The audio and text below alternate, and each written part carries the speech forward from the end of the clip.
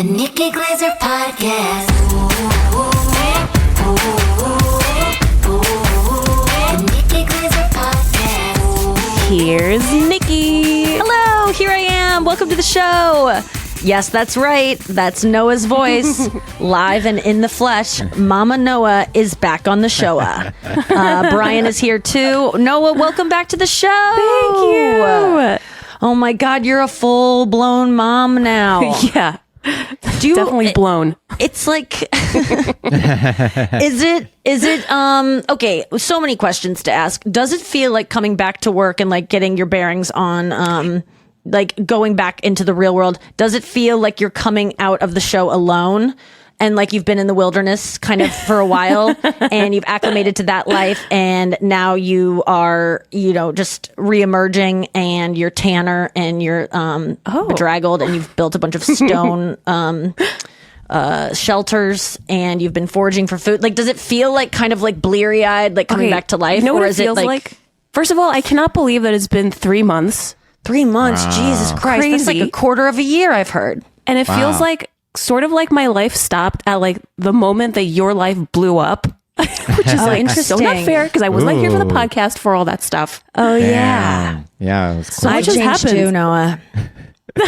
I've changed too. I know. But I'm leaving my baby behind a dumpster and coming back to the way I was. I Casey Anthony'd whatever happened back then. It's gone. All of that hubbub. And it's settled back down and I'm back doing what I used to do. Yeah, that's interesting. Yeah, our lives kind of, mine got kind of crazy and so did yours. I mean, yours has changed so much. Let's just start with the headlines. What's the biggest... I always ask this of new moms, and I don't think it's like a good, interesting question. I'm not patting myself on the back. Like everyone should really ask this, but like, what's the thing that you did not anticipate? The biggest surprise of like people didn't prepare you for? Oh, I guess like I didn't know how many diapers we'd go through, especially in the beginning, and I didn't know how much babies need to eat, especially if you're nursing them. There's something called cluster eating. Oh. God, I've only heard the word cluster when it comes to headaches that make you want to kill yourself. Yeah, cluster fuck. Oh yeah, cluster fuck. Or what about a too. nut cluster? Like a... Oh yeah, all There's a lot things of that clusters. I tend to avoid. Yeah. So cluster feeding is basically if you're nursing, which is breastfeeding, it's like you're feeding the baby on demand. So there's no schedule or anything like that. She just will want to eat. And like infants... How do you know? Because she just starts crying. Yeah. So basically when a baby starts crying... What if she's crying because she's tired? Or what if she's crying because she's like... something diaper? Like the zipper on her onesie is poking her back. Like, how do you know? You're just like shoving her tit in her face and she's like, no, I'm just tired, mom. So basically she would brood. Brooding is when like they turn to the side and open their mouth like they're looking for the nipple. She would have like little clenched baby fists. Yeah, exactly. Okay. Clenched fists like she's about to box. Those are 2 signs. And then if she's really agitated or crying, it'll be one of 3 things. She's hungry, she needs a diaper change, or she's got a burp or fart. Okay. And I did not they know. canceled her favorite show or discontinued her favorite deodorant or protein bar. Another big surprise is I didn't know that babies' farts are like as loud as adult farts. Wow. Oh, That's an that interesting makes fact. sense because babies are so loud anyway. Like I have said this before, but the reason babies are like so loud and they don't like, you hear a baby sometimes and you're like, man, that baby is going to be hoarse the rest of its life because of how it's screaming. Like babies are relaxed. Babies aren't tense and like nervous about stuff.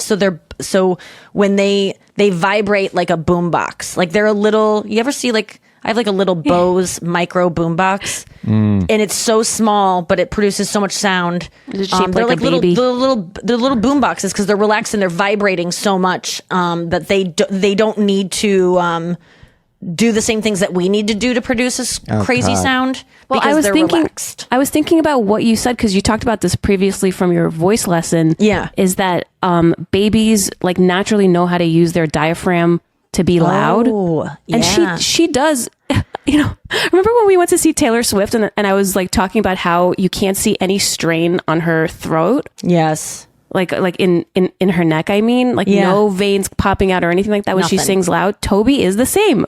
She Wow. can belch out just like Taylor Swift can. So it's a lot of more feeding than you anticipated. It's just nonstop, I'm guessing.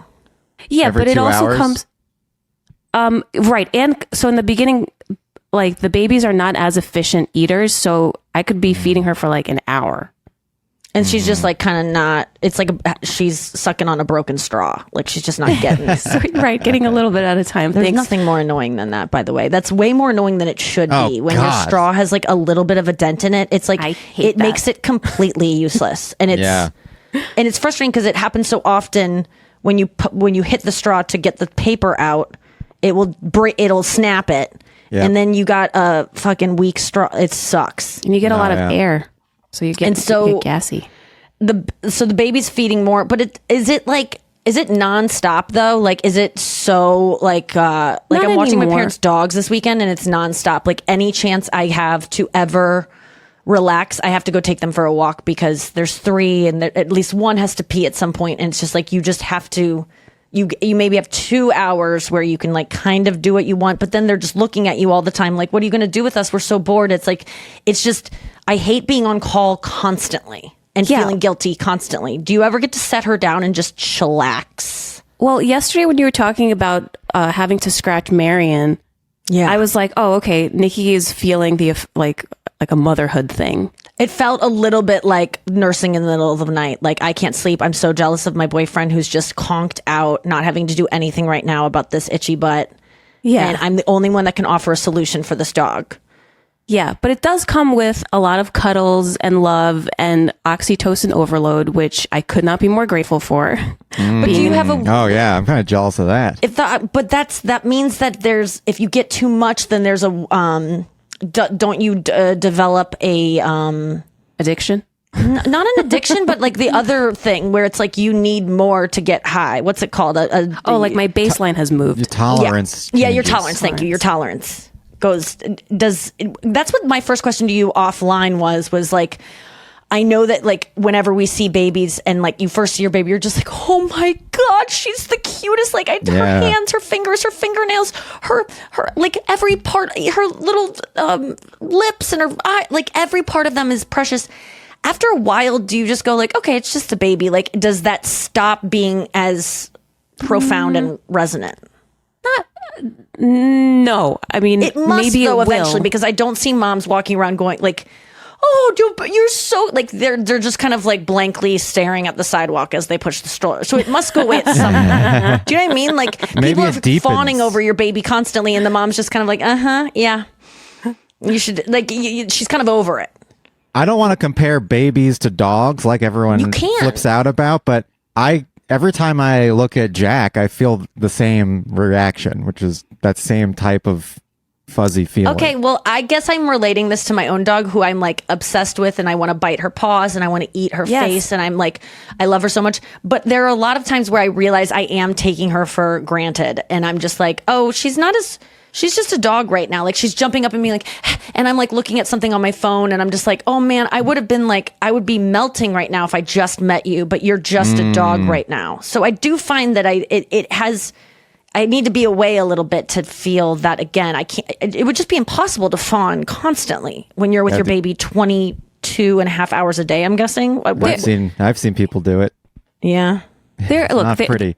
The truth is, there are times that I'm just like, okay, will you please sleep for more than a half hour because I can't get anything done in a half hour. And then there's so many things I've started and then just left unfinished because I just But if can't get she's to not it. sleeping, is she either crying or sleeping? Or is there like a She doesn't wake cry a period lot. where, so she'd just like be staring? And Yeah, like, she's just looking around? staring. She wants to be held.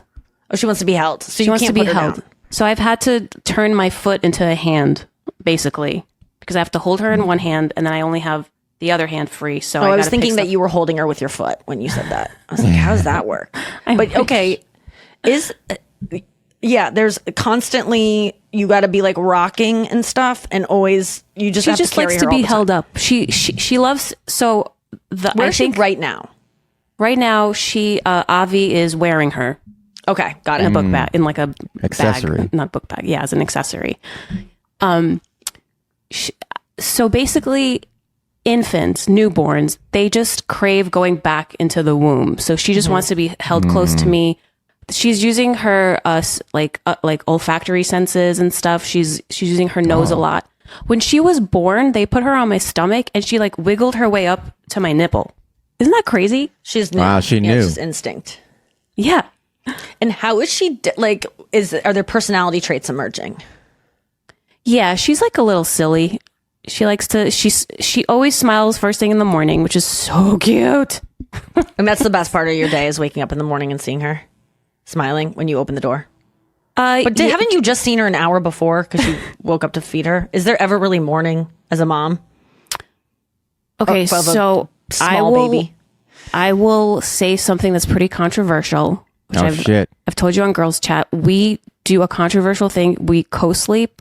So I don't really like when I feed her at night. It's not really that inconvenient for me, to be honest. She eats and then she falls back to Because sleep. she's co-sleeping means she's in the bed with you guys. Yeah, she's sleeping with us. And that's controversial because they're worried you're going to roll over on her. Yeah. Which, I mean, to each his own. sure. Yeah, and I'm sure it does happen, but I think on Girls Chat you were like, it usually has to do with someone who's drunk or on drugs or Inebriated, yeah. extremely overweight, which no shade about any of those things. If you do those, if you are those or do those. Yeah. No, I mean, if you're drunk and you want to kill your baby, that's totally fine. Yeah. I don't think No anyone shade. wants to kill their baby. No, they don't want to. I'm serious. I don't have shade for addicts. I feel like no they don't shade. choose that life. People sleep with their dogs, right? My dog is Yeah, I sleep with 8 mine. is always in pounds. your bed. My dog is always in my bed. He's 8 pounds. When my dog is watched by someone else, I say don't let him sleep in your bed because I am because worried. you're scared of that. Okay. Yeah, but I trust myself not to do it for some reason. Interesting. Yeah. I sleep with her in the bed, and there are times where I get in bed and I'm like, oh, that would have just squished her head if that would have been her head. Like, Yeah. and now I'm learning, man, I've had some close calls. She's really good off leash. She just sticks by my feet generally. But there's just no more of that. I'm not pushing.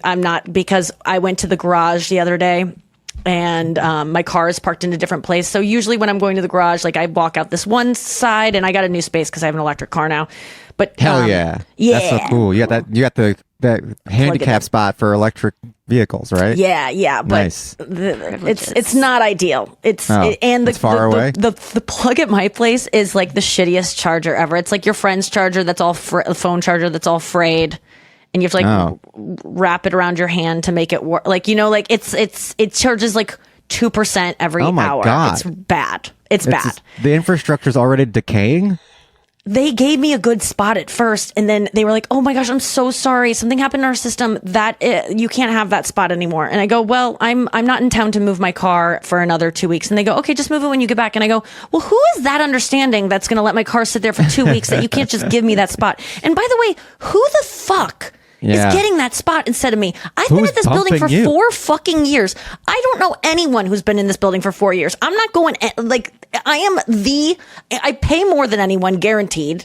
I've been here longer. Who has more seniority than me to get that spot? I don't understand. Chris and I are very upset about it. So they gave me this like janky spot that has like a leak. So to get even in my car, I have to step in a puddle, and so my cars are already fuck? like destroyed in the bottom. So like it's have you already broached- just like a mess. It's just Have a you mess. broached this subject to them at all? Yeah, and they go, "We'll get back to you. We'll look in our system." And We'll it's get been 5 back days, to and you. there's no getting back to me. How And usually many- they're right on it, but I'm just like, what's going on here, Wait, guys? so what does this have to do with the dog? So I was walking out to go to my new space, and Cute. she's so cute. And it was early in the morning too, which I'm not in the garage this early in the morning, and I don't realize how fucking busy it is. Like everyone's leaving because everyone has a normal fucking job, and it was like 8:30. Yeah. Gotta go to Sprouts. And she was just, there's this thing where if people are like, people freak out when she's off leash, even though when I'm in like safe areas off leash, people go like, "She's off leash. She's walking over by that tree." And I'm like, just stay. And then they start chasing her, and then she runs from them. And I'm just like, I know my dog. If you just act chill, she won't fucking run. Just like, don't mind what I'm doing with my dog. Don't chase her. Don't freak out. Like, don't put your shit on me. Just because your dog would run into the street doesn't mean mine would. So thank God I get out. She walks out. And I hear this car coming way too fast, and I see her right on the edge of like where she would be in the way of a car. And I had a decision to make of like, do I go like, "Oh, come here," like don't go further into the road, or Do I just let the car go past? Because if I spook her, she might just dart, right? But if I just act like nothing's happening, she'll stay. And I just decided in that moment to act like nothing's happening. And I saw my life flash before my eyes and also her life. And the car, if she would have darted, would be dead. And I just wrote to Chris and I said, we are never, ever walking into the garage without her on a leash or holding her ever again. I just learned the biggest lesson and it won't happen. And I literally almost lost her. She almost just died. And I'm so grateful that I have that lesson, but did it scare me so much? Yes. And I guess my point is that you just have to, I just like am trying to learn lessons and collect that stuff instead of just being like, whoa, that was lucky. Yeah. Now I'm like, okay, well now you can't ever do that again. And thank God or whoever just gave you that. And it was a lesson and not a punishment. Yeah. If you were to lose her in the parking lot, you wouldn't have a name to put on her headstone. Oh God. Damn. That would have been God, terrible. that reminds me of this thing on Reddit I saw that was so sad that said, oh my God, I almost put it on the girls chat, but I just, little baby, dead babies aren't like really what's the vibe in there. So it was a headstone of a little girl that like died back in the 1800s and it said unwanted baby girl. Oh my And God. I researched it more to could be her like, what parents the name fuck her is that? this? So it was a really popular name back then. Wow. It was it was like I'm trying to think of, it was like Emma is now, but no, so she unwanted baby girl. I looked into it. This girl was a product of rape or incest, and her mom had her and then abandoned her because she didn't want her because she was raped. And so it was a little girl had this baby. And so she got rid of her. And so the town, to shame the daughter or to shame the mother of the baby, and to make women feel bad about abandoning their kids, made a decision as a town to make this headstone say unwanted baby girl so that this person was shamed. Wow. And it's just so sad. Wait, so the baby is dead? They didn't just make a faux headstone to shame her? No, it was real. But they made it seem... Well, how did the baby die? They killed the baby after it was born? I don't know. I really don't know the details of it, but I just know that the townspeople, it was men who conspired to shame women about abandoning your child, even though that baby was unwanted to begin with for a good reason, because it was a product of rape. And the very man who probably caused this baby's responsible. Oh yeah, he was probably the probably mayor. in the mob. Yeah, yeah, exactly. Things were really cool back then. I loved women. it. I mean, it was a great time. I can't wait to get back to that muskets. I mean, yeah. who doesn't love a good musket? Clusters and muskets. It was worth it for the muskets. Yeah, so I learned that lesson, but yeah, I've gotten into bed and I feel like now because of the other night, I kind of plopped in a way that was like, okay, that could have injured something. Yeah. And so I learned that lesson. So now I gingerly get back into bed. Did you ever watch The Sopranos? I didn't because I'm scared of violence, but I can pretty much get any reference you give me from it. So there's one of the characters from The Sopranos who I forgot his name, but at one point he's doing drugs and then he plops down on the couch and he sits on his dog and kills it. No. Yeah, it's one of the, I remember. I don't remember a lot of specific scenes from The Sopranos because I watched it when I was like, I don't know how old I was. It was like 25 years ago, and that one scene just stuck out in my head because I always clock when a dog gets killed in the show. It's the and worst. It was horrible, and it wasn't even his dog; it was his girlfriend's dog. Oh God! They broke up because of it, obviously. And then did she would get murdered at some point? I don't remember. That's all I remember is that dog scene. By the way, is it Sopranos or Sopranos? Because someone was saying Sopranos the other day, and I was just like, I think it's Sopranos. And they were like, have you seen Sopranos? And I was like, no, but I think it's Sopranos. I've heard people talk about it enough. And he was like, no, you're thinking of the singer. Yes, I cannot imagine a single person from New Jersey saying Sopranos. Okay. And that's where the show takes place. Thank you. Yeah. I forget who this was, but it was someone who really seemed, they were so sure of it, and they seemed to be so offended by me thinking it was Sopranos that I acquiesce. And I never do when I know I'm right. And I knew I was right. I've lived in a world where the Sopranos has existed for over 20 years now, right? Like it's been 25, 30 years. It's Sopranos. Just think about a New York accent. You know, it's like they're going to say, hey, I was walking down the street and I got a piece of pizza and then I watched The Sopranos. It doesn't even make sense. Sopranos. Doesn't make sense. And I am one to correct people quite often when I think they're saying something in a weird way, because I kind of wanted to educate myself. God, I got to remember who that person was, because I think I can just, because of the way I acquiesce so quick, I know that I have some kind of fear of this person. So if you're listening, will you remember? Will you tell me who you were? Because I definitely fear you. Because I knew you were wrong and I just gave in. And I want something from you, or you hold some sort of power over me, because there's no way I would let you get away with that otherwise. And I don't know why I did that day. But we probably won't figure it out. But we'll be right back after this with more with Noah and Brian. Noah's back, everyone. Noah's back. And we're back. Is motherhood all that you wanted it to be, all that you expected it to be? Do you feel like a different person than you were before? Like, are you profoundly changed forever? Well, I guess I'm profoundly changed in the way that I've lost my short-term memory, it feels like. Really? Oh, wow. I have a hard time remembering stuff, and it's pretty common. It's like the mommy fog. What do they attribute that to? All the oxytocin. Just Really? The oxytocin makes you lose your short-term memory? The bonding chemicals? yeah, like all the bonding stuff. Wow. Oh, so I wonder what the purpose of that would be. So that So you just don't remember anything that's good. Because you're you don't remember what your life was like before. You don't have any it's chance over. Yeah. No, that seems to be there would be a reason for that. I think it's just so that you channel all your energy into focusing on the baby. That makes sense. That makes sense. And when's it supposed to come back? I guess when the baby gets more independent. Yeah, I think also probably just as I start like venturing out into the world, like coming back to work, which feels like the first day of school. It's like, I know. like seeing everyone, and You have a new binder. yeah, like I got my Trapper Keeper 5-star binder. What's everyone around wearing? the edge. Oh my God. I would always get a new binder and like new tabs for each subject. And there were 7 fresh tabs, and I would put right in the subject and I would slide it into that little colored tab, and I would be so organized, and I would have like my pencil case that fit into the 3-ring binder as well.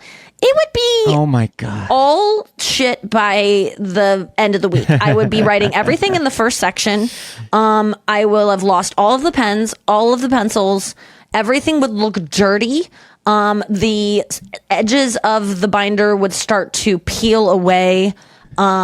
I just couldn't keep it nice. It would become what my car has become in just 2 weeks. It would Trapper be. Keeper at but all. man, that every year there was this delusion that I would keep it fresh and that I would be some kind of different person than I've ever been. How do we recapture that feeling? I mean, aside from having a kid and then literally reliving it, but that feeling of you're going to go to school next week and you get all your stuff together and you're excited. Like, how do you recapture that?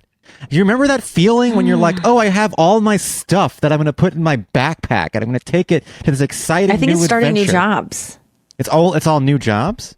I think that, but no something one's new. like excited to start a new job. I mean, I guess some people are. My wife has a new job. Oh, really? She just got a new job today. I didn't know that. Oh my God. Today she got the job. She signed She the got the paperwork job, or today. she's starting the job? She signed the paperwork today. Is she already gone from her other job? No, she's still there. She's going to quit today. Oh my God, that's so exciting. It's all Is she so happening. happy? Hopefully no one listens to the pod from her old job. Right. Well, she really appreciates her old job. There's a lot of coworkers she loved there. However, she's excited to go, and Oh my God, that's it's time so to leave. awesome. She's going to work for our Lord's and Savior's Amazon, the Monocorp, the only corporation. What's she quite going to be frankly. doing for them? She's same thing, ad sales. She's Good an for account her. executive, a senior account executive. Wow. She makes bank. Without her, I would not be able to follow my dreams. Yeah, Yeah. that's great. It's a good partner. Yeah, Yeah. that's awesome. That's been the like conversation with Chris and I for a bit now, is that same thing of like how do we work this? Like, it makes so much sense when the man makes the money and the woman just stays at home and like keeps the house and takes care of the kids, and like there's no question of like the woman spends the guy's money and no one like worries about it, and there's no big I mean, there should be big conversations about it, but it doesn't seem to be this thing that I've like had to talk to my friends about when they're going through it. Just like happens that you just share the wealth. But It just when starts it's to make sense. flip side, Oh yeah. it's a conversation. What's the flip When it's side the of woman when earning all the money, and the man might be the one that just like is supporting her. Because it's interesting because I just want I want everyone in my life to just be happy and not feel like lose sleep because they are worried about their money, like the people in my close family and friends. And so I will gladly give them money to make them feel that way. If they're like, they're looking for a job or whatever it is, like I'm happy to help and I don't expect to be paid back. And it's like, cause that's what my job affords me, is that luxury of doing that. But, they don't want to ever, I also don't want them to feel like they work for me and that they like have to, like, it's this weird thing of like, Chris is like, well, what if I want to buy a really nice car, like a dream car that I don't really need, but I just want. And I'm like, oh, that's tough because I don't really want to buy that for like, and then I go, oh, I'd get it for you as a gift. Like, that would be interesting to me, but you just like using my money to go buy it and it not being like a thing that you thank me for is not interesting to me. But then why do I need that thank you? Right. If you're sharing money legitimately. If we're really sharing. So I have to look inside myself and go, what is there some kind of power I wield in this? And like, do I enjoy that power? And it's, so I was like, maybe I just give you a certain, like a salary a year. So, cause I don't want you to have to take a bunch of jobs that you don't want so that you can afford a lifestyle that is that keeps up with mine, because then you're not around to like help me process stuff, because I require a lot of like I like having a partner in the stuff that I do, and he's obviously a TV producer and is very well versed in comedy, and so he helps me so much. And I'm like, for you, that's an advantage for you to have someone who you love working with you, but it definitely will create an interesting dynamic if he doesn't have anything of his own, I think. Yeah, but I also think that I don't think that's true for him though. Like, he doesn't have an ego about like, I need to earn money. He really doesn't. He just feels bad taking mine. Like, he doesn't care. Sure. That's his thing. He's not like, he doesn't need to. It's interesting, but that was a good question that he asked, because I was just like, I'll just give you this much money a year on like salary. An allowance. Like, I'll just give you that money, and that means that you can do whatever you want with it. You can buy that car with it, and you can have this freedom. Save up your allowance, and you can buy a car. Yeah, every week you take the trash out and do your chores and rub my feet. You can get the It's kind of like palimony, except you're not broken up. Yeah, and then he was like, "Well, what if I?" It's very complicated, but it doesn't have to be, because, but then he was like, but what if I want to go on a trip and you like want me for some like thing that you're doing? And I'm like, well, I think you want to be there for my big things. There's never been one time in our relationship where he's been like, but I got this concert I want to go to. I can't go to the show that means a lot that you have me there. And I am not someone who needs him at everything. Like, when I need him, it's because it actually is important. It's going to add to it. And no one likes being needed more than Chris Convey. So he enjoys doing that. So, and I want him to be able to go on trips. And I do have this thing of when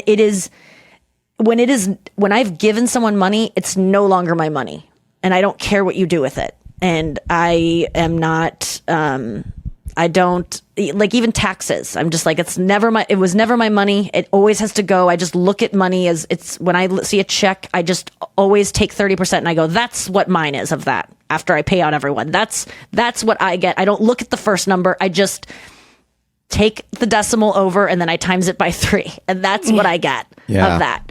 So but also, I don't know. It's complicated. With Chris helping you so much, I mean, you and Chris have known each other for over a decade. Nobody knows you better than Chris, and I think having him kind of like be sort of like a manager of your life is going to be so relieving for you. Yes. And you're actually paying him a salary because he's going to do a great job. But so his point is, I would do this if I love you. I would do this if you for nothing, because that's what a partner does. And that's where it gets tricky. Yeah. Yeah. But also he wants that car. Yeah, and he wants that car. That So what's he gonna do? Racing But I car. also would love to buy him a crazy gift like that. That would be fun. So and now we're looking at houses, and it's just that's an interesting thing too, because he's like, I would never be looking at houses that cost this much if it weren't for you. and is this okay? And I'm like, I think so. And I also know that he would never want me to spend money I didn't have, and he's smart about money, so I kind of trust him. But looking at houses, can I just say, boo. You? I love my realtor more than anything. Her name is Lauren Risley, and she was the host of a show called, it was on HGTV, I think. It was called Reading Rainbow. It has a sassy name. It's like, if you want it, you can get it. It's like, don't rehab or rethink. Oh, Call the Closer. Yeah. Call the closer. God damn. So she knows how to like She's rehab serious houses. business. She knows she's amazing, and she's so funny. Like, she makes me laugh so hard. We're at these showings.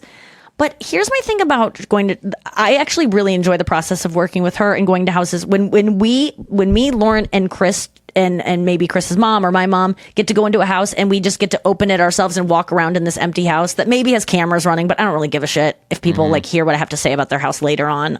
It's just like, when there's someone there, it's very annoying. Yeah. When there's a realtor you have there, to or God pretend. forbid, the owner of the house. Oh, come I don't on. want to. I'm not pretending to like a house I don't like. This is a $3 million house. I don't have to act like I like it. This is, I can walk into the foyer. Oh, Yay. shit. And go Sopranos. foy nay. I don't like this place, and I can turn on a dime and not feel bad at all. That should be able. I cannot believe that some people, not I, and not even Chris. I mean, Chris is pretty good about it too. But like, I think there is this air of like, at least pretend that you might like it. Yeah. You Or kinda just have be to- complimentary, or go like, it was great, but like, I just think that the bathroom isn't big enough, and we really wanted a tub, and there's no place for the sauna, and the yard just isn't, like, I don't want to have to tell these people why I don't like it. I can just say I don't like it and leave. Like, this isn't a meal that was cooked for me for free, and I can't stomach it, and so I have to make up some fake excuse about allergies, or I ate before, and so I'm like, I don't have to like placate your feelings. You're a real estate agent who's just showing this house. You are acting like you like it, by the way. You don't even like this place. You have to act like you like it. It's when you're dealing with something that is this expensive, I don't want to have to be nice. If they not liked be the nice. house, they wouldn't I'm a be nice selling it. person. I don't want to have to be fake and act like, oh, it would be nice. You know what? I do like this room. What are we doing? I don't like it. I don't like the neighborhood. I don't like the driveway. I knew as soon as I saw it, I didn't want it. I don't want to have to do this dance. I'm the one paying out the ass for Yeah. this. I don't want to have to be fake. Yeah. And maybe that's me Maybe just it's being kinda like, like a Nikki, you date. just are, huh? Maybe it's kind of like a date. She's getting to know your preferences by forcing you to walk through 30,000 square feet of home. Yeah, that's true. That's what Chris's point is like, let's see the whole place, because we might get ideas of what we do like. And so that is why I do look through the whole place. But I don't want to have a conversation with the realtor, not my realtor. I can Their shoot the shit realtor with and or the tell her. homeowner. Her realtor, the realtor of the house that is we're being showed. I don't Yeah. want to have to tell that person what I do like about it. Would be great if it just had this. I don't want Yeah. to have to do that. Bye. I don't Then want to you're have to take your opening the booklet. door for a negotiation too. If you go, well, if it just had this, then they Because might then they go, start kinda like, well, Yeah. I Oh, will well, say that's the that as worst. though it looks like there's not a lot of space in the basement for a Oh. workout room, but it's a lot bigger than you think. Like they shut start the fuck up, right? just let's. Like, I just think I when know it's what like a you're big doing. purchase item, you have the luxury at that point, because you're about to spend so much fucking money, that you have the luxury of not having to be fake pleasant. And by the Yeah. way, I am a pleasant person. I'm a very nice person. I always want people to feel okay and good. It's not like I'm like, this place is ugly. Bye. I just don't, I just want to go, this is what I want to say. I want to walk in and go, oh, you know what? This isn't, I just know it's not it. I'm sorry. But thank you so much. I'm sorry that you had to take time out of your day. I don't want to waste your time. I just know it's not it, And, why isn't it? Okay, it's ugly, and there's pictures of Jesus in every room, and it's giving me a weird vibe. Well, we can take those out. It just feels like he's meant to be here, and I know that he won't come with the place, but there's Jesus in literally every room, and I'm haunted by it, and I don't like it, and I don't, and so I just want to be able to and I guess some realtors would say to me, well, Nikki, you should tell them what you don't like about the place and what you do like, because then that person might have other listings that they could show you. Guess what, bitch? I'm on Zillow. I know what's out. Well, the realtors have an inside track on things. Okay, fair enough. I'll believe the inside track thing, but we're all looking at the same sites. We know what's out there. Okay, but do you feel like you and Chris are closer to it? Or are you still having like kind of apprehension about buying a house? We definitely want to be in a house, and the only reason is because we're running out of space in an apartment, and because our garage destroyed my car, and because there's a puddle I have to step over to, and I'm not getting the primo spot, and because there are a lot more homeless people around this area that seem to be like they might have a knife on them, and they might be thinking about stabbing me. Like, do you ever walk by a homeless person and who's having some psychiatric break, and they're doing weird stretches, they have one shoe on, and you go, it would take just a breeze of wind to make them get out their knife and stab me to death. Like, it would just anything could happen. I could move in a way that reminds them of an ex that hurt them, and then they get And we just have to like walk by and like pretend that that's fine. This guy, like, I saw a guy literally had a knife and he was stabbing a telephone pole, just stabbing the telephone pole, and we'd be like, well, he's doing his thing. It's like, I'm so sorry for what they're going through, but I just can't. I'm feeling a little bit scared in my area lately. It seems we don't to have be the creeping infrastructure to support these people. You know what the house and thing I want is a yard. like? It's kind of funny to talk about. I'm trying to buy a house to get away from homeless people, but you know what's? It's interesting. God, you're so right. The irony. The irony. Performing for the realtor, it kind of reminds me of when you walk into a store that's owned, like a mom and pop store that's owned, God. and the person's behind the counter, and like you walk in, you're immediately like, oh no, I don't want any of this shit. I hate this place. You still have to be I like, hate the music that's playing. I hate the smell. I hate the cat that's like meowing, and I don't know where it is, but it's going to come out. I'm going to have to act like I like it, and I'm going to have to like pet it or ask its name just to be pleasant. I will not walk into an empty store just for this, because I don't want to have to deal with this. And I'll have to buy a card, at least some kind of postcard or like a bookmark, just to give them something to do. I feel that same way. I guess I'm just not into. And what a privileged thing to be able to say. I'm not into small talk, and I don't really have any tolerance for it anymore. And is that our world becoming like a shitty place? Am I a product of us all disappearing into our phones and not having any kind of there's just no social interactions 100%. That's what's happening. I mean, there's partially like you're just like getting older and figuring out like what you really want to spend your time doing. But when it comes to just like having a conversation, I had a conversation with an Uber driver this past weekend that was like, it reminded me of why having little small talk conversations can be rewarding. Yeah. Okay. And generally I don't have them because of purely I don't feel good. But if I felt good all the time, I probably would have way more small talk conversations. That's a good point. Okay. But I definitely think since COVID, people have been shutting down. It's scientifically, people are talking about how since COVID, people are not going out socially as much anymore. They're not spending time with friends and family. They're not experiencing interactions, which I think is so important. We cannot let society descend into a world of isolation, which is where it's going. I just if I don't want to make friends and I don't have anything helpful to share that is going to change that person's day or life, I'm very pleasant to the people in my elevator when they talk to me, and like I'm grateful to the people cleaning up around the apartment building, and I'm always gracious to the maintenance men and the janitors and whatever, and love small talk with them because I want them to feel appreciated, and I want to be a familiar face for them so that they feel like, but I don't I just don't want to be nice I don't want to be nice, so I'm just like I'm not responsible for how people feel. And right. I don't want to be responsible for making someone feel good all the time. I like giving that little gift when it's there to give. Like today, my friend Myq Kaplan, MYQ. He changed it, I think, in college. Oh. So funny, so smart. He is he probably texts me 20 times a year just to be like, hey, Nikki, I love you. And I'm just writing my friends to tell them I love them. And you're just one of them. And I love you because of this and this and this. And he's specific and it's like so meaningful. And I can ignore it probably 40% of the time, and he doesn't mind. Like I'll get a big thing of text, and then I forget to write back because I want to give what he just gave, and I don't. And then, but he never makes me feel bad about it. He's just shooting it out there. He's so nice. But he heard me on Fresh Air on NPR. Terry Gross interviewed me, and he wrote me this message being like, he gave me like a detailed, synopsis of his thoughts on it, and I was like, man, thank you so much. That's so nice. This literally made my week.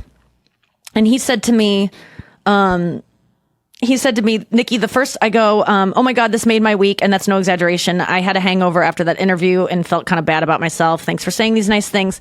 He said, Nikki, the first time Judy Gold saw me do stand up, she said I was funny. And I said, thank you. That's nice of you to say. And she said, what's nice? It's true. And he goes, and that has become an anthem in our household for fun. So I say to you, what's nice? It's true. And I said, it can be both. I said, I think a lot of true things that I don't say because I'm not feeling nice or generous. So it is nice to go the extra mile and go, okay, I do like that girl's jacket. I'm just not going to think, oh, that's a really cute jacket. I'm going to say it. Mm-hmm. And then that's the nice part. And sometimes, you said, Brian, I'm not in a good mood and I just don't feel like spreading joy. That's fine. I mean, fine. sometimes I see someone's jacket and I think it looks like shit and I go, nice jacket. Yeah, well, that's the other thing you can do. That's the Mean Girls thing. That was such a great part of Mean Girls where she was like, oh my God, I love your bracelet. Where did you get it? And the girl's like, oh my God, it was my mom's. And she's like, oh my God, it's so cute. And then the popular girl like kind of christened this, not popular girl because she liked her thing. And that happened to me so many times in high school. And then that girl, Katie, becomes friends with the popular girl. And then the popular girl does the same thing to a girl that has like an ugly backpack. And she's like, oh my God, I love your bag. It's so cute. Where did you get it? And she was like, oh my God, it was my mom's, whatever. And then the girl walks away like feeling so good about herself. And then she turns to Katie and goes, that's the ugliest fucking bag I've ever seen in my life. Wow. And Katie suddenly has this flashback of when she said it to her. And she was like, oh my God, this bitch just says she likes things when she actually hates them. And that is something I think I used to do because I was trying to fight what I actually felt. I wouldn't do it to be a bitch. I would feel so bad that I hated this girl's shirt and I would think that she could maybe sense I hated it. So I would do the opposite. Right. So is that bad though? I mean, I know that's in Mean Girls, but it's a lie. It's a lie. It's bad. But if the person walks away from the interaction feeling good about themselves and they never find out that you actually hated the bag and were making fun of them, ultimately, isn't that a net gain for the world? That's a good point. I think it's always best to be sincere because then that girl, I don't know. That's hard. What if she was honest and she said, hey, by the way, I hate your backpack. Oh, it was your mother's? Well, she's dumb. That's unnecessary. You don't need to say mean things. You what can if she just keep says those to calls the mom yourself. dumb? That's mean. That's mean. Oh, Mean Girls? Yeah. But I don't, that is a good question though. If something is not true and you're just saying it to be nice, and the girl never finds out that you were lying, is it harmful? I don't know. But I don't like to do that because I think that I'm usually overcompensating for feeling guilty that I don't like something, which is my prerogative. We'll be right back after this. So what are your evenings like, Noah? Like, what do you do, what have you been doing for fun now that you are a mother of an infant? And when do they stop being infants? Also, additional question to that is what time is your time off if there is any? Yeah, good question. Okay, so we actually started going out with her maybe at week number 4 or 5 or 6, and it takes a long time to take her to a restaurant and stuff like that. It's hard, but we're doing it so that we can go out with her and she is able to sit in her stroller, or we just know how to manage it. Yeah, so that's what we've been doing. I'm trying to think of what am I doing for fun? What do you mean if I'm bored? Are you bored? I do get bored during the day, okay, so the days all have kind of blended into one, and I think that's the boredom, where every day kind of looks the same. Does it feel like COVID? Yeah, a little bit, because I'm pretty much in the house. Mm-hmm. Going anywhere with her is just it just takes a lot, because we have to take the bag, and then so basically infant is up to 3 months. So now she's a baby because she's 3 okay. months. Got it. So when she was an infant, she would want to eat all the time. So I'd have to be in the car feeding her. Then we have like maybe 30 minutes. Have you whipped your tit out in public yet? Yes, a lot. Like, does your nipple show to the outside world, or are you doing it under a blanket? So actually, Instagram targeted ads gave me a good one. I got this shawl. It's from We Are Amma, AMMA, and it's really good because I don't get too hot in it, and Toby can kind of like see through it, and it covers me perfectly. And I just kind of put her in there underneath, and it's very discreet, and people can't really tell what we're doing. Okay, It just looks like a sleeping baby. So you're not whipping the whole tit out, but you probably would. Well, it got to a point where I was just like, I don't give a fuck. Do you care if like Avi's dad sees your nipple? Like, does it get to that point? Because I've seen like my sister's taken her nipple out around my dad, and I'm like, I don't think I would ever do that. I really don't think I would. I didn't think I would either, but you just kind of are like, you know what? What's it worth to you? You know, like, are you going to get up and go somewhere else, or do you just want to sit here? And most likely you'll just want to sit there. I would just say, Dad, look that way. Yeah. I mean, my dad is hard of hearing. So if I'm just like, could you please go away? Like, don't look at me. He doesn't hear it. He just kind of comes in closer. What did you say? I'm like, Yeah. okay. But Okay. I just stopped caring about it. It was a little bit uncomfortable at first, or I thought I would have a hard time with taking my tits out, but I've just gotten to a point where I don't care. I think a lot of women like that, just there's a point where they're just kind of like, I don't care. And speaking of boobs, like, how's been the body recovery? Like, how's been? I don't know. I have mom brain. My biggest fear in getting pregnant is that my stomach will get stretched out and it won't go back to the way it is, and I'll have to get some kind of surgery. And I just can't. I just like am freaked out about that. Even when I eat too much, I feel like my stomach. Like when I do like a joke picture, I send the girls chat where I'm like, I'm 5 months pregnant. Like sometimes even that, I'm like, oh no, I've like done some irreversible damage. Did it go back way more than you thought it would? Yeah. I mean, I guess the whole physiological part of pregnancy and birth was very surprising to me. I didn't realize things like that either. But it took my stomach about 5 weeks to kind of go back, and because basically what's happening is like all your organs are starting to shrink, and it's not what it was before pregnancy. I still have to do some exercise and stuff, which I'll get to, but it didn't like destroy my body like I thought it would. And a lot of that I think had to do with the fact that I was working out, you know, before I got pregnant, and then during pregnancy, just keeping it up until like what kind of workouts were you 6 doing? months. Well, I was doing jujitsu and I was weightlifting, and then I continued doing jujitsu? that into pregnancy. Yeah, and Aren't but you I afraid stopped. that someone would punch your stomach or something?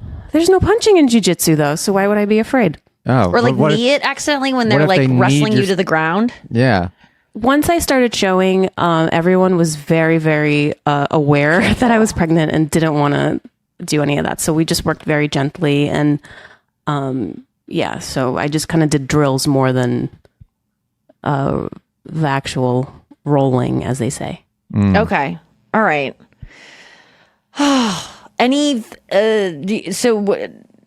What's the biggest surprise though?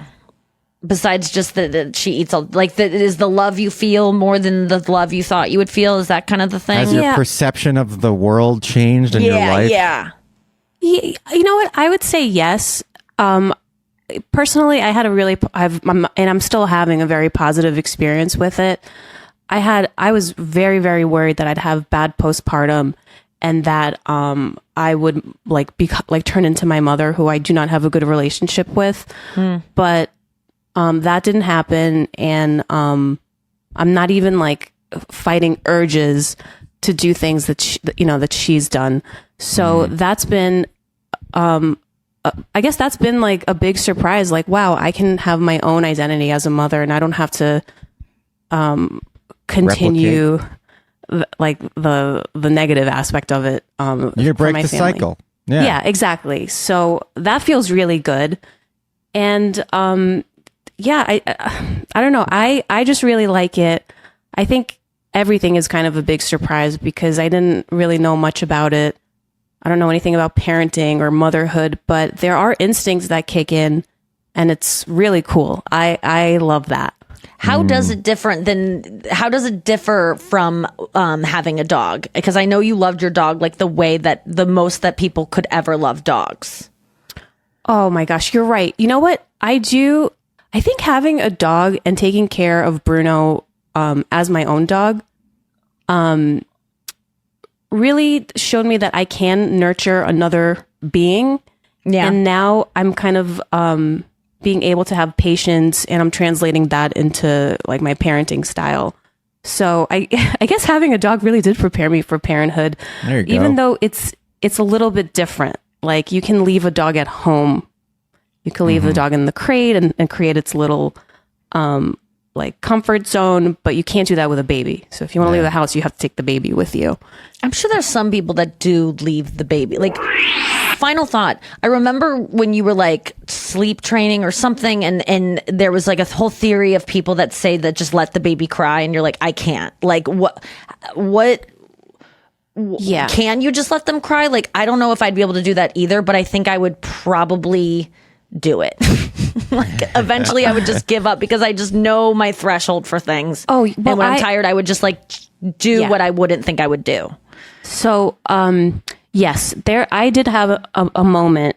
And again, like postpartum usually involves a lot of like hormonal changes in the body that you just don't know when they happen or whatever. And there was one time where Toby was crying and like I had just changed her, I had just fed her, I burped her, and I'm just like, I don't understand what you need. So I'm like, okay, I have to leave you here in this, like in your bassinet, and I need to walk out of the room. And I walked out. I think it was like 7 minutes, and she was crying, and I came back, and it was just so sad because she was just like, I don't know, she was all red and just kind of like limp, she had just kind of like given up, and I felt terrible, but I knew that I had to walk away from that. And I think a lot of new moms have that experience too, and it's just the right thing to do. But when I'm sleep training I think it's just like old school, because my dad's like, oh, just let her cry. And I'm like, no, I don't want to do that. She's an infant. You can't spoil an infant, is what they say. And you are like setting the stage for her attachment style right now. Like how she conducts herself in her romantic relationships when she is in her 20s is 100% connected to whatever is going on right now, which is so fucked up. You're so right. That it's so delicate. But like, yeah, if she is just like pursuing a guy who doesn't want her, or if she is running from a guy who does like her, it's all based on whether you let her cry or not a couple times in the bassinet. Yes. So wild. Avi pointed that out because we took her to meet some family over the weekend, and at first it was hard for me to let other people hold her and stuff, but now I'm just like, okay, take her away, and we see how she interacts with other people, and she's fine. So Avi was like, oh, that could set her up for secure attachment because she's okay if we're not there. We went on like a mini date and everything, like while his cousin watched her. So yes, we are very aware of that, and it's so good to like all this relationship stuff that I've studied and books that I've read definitely are helping me at least be conscious of that. Yeah, that's good to do. I mean, being secure. I've learned through the attachment stuff, like if you're insecure, you can be with someone who's secure, and that can make you secure. But someone who's with a secure, if you're anxious attached and with an avoidant, you'll never become secure. It's not like that; those will even out to a secure person. But secure, you can pick up from someone else. Secure, and I think I'm starting to pick it up from Chris. Like, I think he's really secure attached, and I am starting to feel that way that's too. Nice. That's great. Yeah, it's taken a while, but you just have to like let go and stop thinking about the future and trying to like control it. And once you just stop, I swear to God, my life was changed when I saw that fucking reel of that girl in her car saying like, that person you're mad at, that person that you are annoyed by today, the person in front of you in traffic, that person, your boss who's not returning your email, that person who's emailing you too much because you're not returning their email, let them off the hook. Just try to let them off the hook. I swear to God, I think about that multiple times a day where I just am letting people and myself and things off the hook constantly. I am reading a book right now If any besties want to read with me, it's like $1.99 on iBooks. So if you want to digitally download it, now's the time. It's called The Imposter Cure, and it's for people with imposter syndrome because I am suffering immensely from mine. I have like stage 4 imposter syndrome right now. It's like literally could kill me. And I just don't know what to do about it anymore. Huh? What's like one of the things that stick out that you've learned from the book so far? Well, the person who is by Dr. Jessime Hibbard. I don't know if it's a girl or a guy, but they said if you're reading this, you aren't you are good at what you do. No one who has the imposter syndrome who would pick up a book like about the imposter syndrome. There's just no way that you are fooling anyone. Like you are actually talented or you are actually good. But then there's one thing that I read that made me go, I don't know about this. And I'm in the very early part of the book. They just like made me sign a contract in the book that says you're going to finish it and do all the things in it. Like you have to stick by it no matter how hard it is or no matter how dumb it seems. And I didn't sign it because it's on my fucking phone, so I'm supposed to sign it. But so I don't have to stick through to this thing. But one of the things they said was that if you're reading this book, I know you think you're a fraud and that you're tricking everyone into thinking you're actually good at your job, and you work so hard to convince people that to keep up with people's expectations of you because you feel like if you give in at all, they're going to find out. And I don't relate to that. In fact, I am at the part of the imposter syndrome, which I think is like a final stage of like literally when it's like, it's stage 5 or whatever. It's like metastasize. I don't know that word, but you get what I'm saying. Where 4 is the worst. You feel you are so exhausted by it that you just want to give up. Like, I don't even care if people find out anymore. Like that's what made me pick up the book is like, I can't keep doing, I don't want to work hard anymore to keep this up because I'd rather just the truth come out. Everyone know I'm a fraud. And then I can just pick a new career. And so that's the part I'm at. This is a pattern in my life. Self-sabotage. Yeah, I know. You got tall poppy. You were talking about this yesterday where it's like you're achieving the recognition you deserve and your impulse is to destroy it. But I don't think I deserve it. I think that there's been some sort of like, you know, things have aligned that make what I do right now extremely popular based on my gender, based on my age, based on the way I look, and that I am fitting into something that the culture needs. But it's not truly because there's anything. I could argue, like, I want to actually meet with this person and go, I actually think I am an imposter. I'm the only person who's read this book that actually is. Because I am so, like, I know what I'm good at, and I'm just finding myself failing in ways that I thought I should be. It doesn't matter, but I know that this is like do or die now. Like, you know, this is when you like get help for things is when you realize like you can't keep it up anymore, and I'm just like exhausted. And that's so interesting. When they said that in the book, the only thing that you think you're not an imposter at is being an imposter. And so why don't you just accept that you're the best imposter in the world, and that's why you're here? Oh, that's interesting. Because here's the other thing: being an imposter is exhausting, and I can't do it anymore. I can't keep I would keep telling Chris about this like door. I shouldn't even be talking about this. This is the other fear of an imposter syndrome is that you can't publicly talk about it because then people will start to see it and then they will believe it too. And then you'll be found out because you're letting them in on the truth. And like I'm revealing my tricks or something. But I was telling Chris about this room in my brain that has all of my self-criticism that I know is true. And I have recently like locked that door and I don't get to look in it because to be good, you can't have self-doubt. You can't ever think negative things about yourself. Like what you think does come true. Manifestation works. Like if you think good things, if you say good things, those things come true. I'm going to win an Emmy. Like it's already happened. That is happening because I manifested it. I don't think it's based on talent, to be honest with you. It's like I'm already robbing myself of the thing that I know I'm going to win because I manifested it. I didn't actually earn it. Like manifestation kind of blows in that way is that you can't actually take credit for it because you just did some Joe Dispenza shit on it. And that's why you got it. So I told him about this room in my brain that is locked up. And if I look in the room, I I'm going to start crying. Like I can look in that room occasionally and like grab something quickly out of it if I need it, but I can't go in there. And recently I've had to go in there because, this is too much to get into. I'm going to save it for tomorrow's podcast because it is seriously a mountain of hell in my brain recently, but I'm going to cure it with this book. I really have a lot of faith in this book. You guys know how I feel about books. They changed my life. And this book is like, there's just something about books that come into my life and fly into my field of vision when I really need them. And I am at like death's door with imposter syndrome right now. And really, usually I can kind of claw my way out of it and go, no, you can point to this and this. I'm really out of tools to get out of it. Yeah. And I was looking through my books that I've downloaded in the past to find a new actually fiction book I wanted to read. Like, I'm just like, let's look at what you've like downloaded. And this book was in there. I'm like, when did I get this? And so it just kind of flew into my field of vision. I'm going to read it and it's going to swoop in and save the day. And then I'm going to be fucking great again. And I'm going to believe it about myself. Yeah. And I'm going to be fooling no one, including myself. And we'll all know the truth that I'm just truly great and talented and a special person and truly better than others. And I deserve all the money and fame and success that I get because I am a superior person that was born. Like, see, this is the danger. When you start actually thinking you're good, you sound like a fucking asshole. I was meaning to sound like an asshole just then, by the way. I don't believe those things.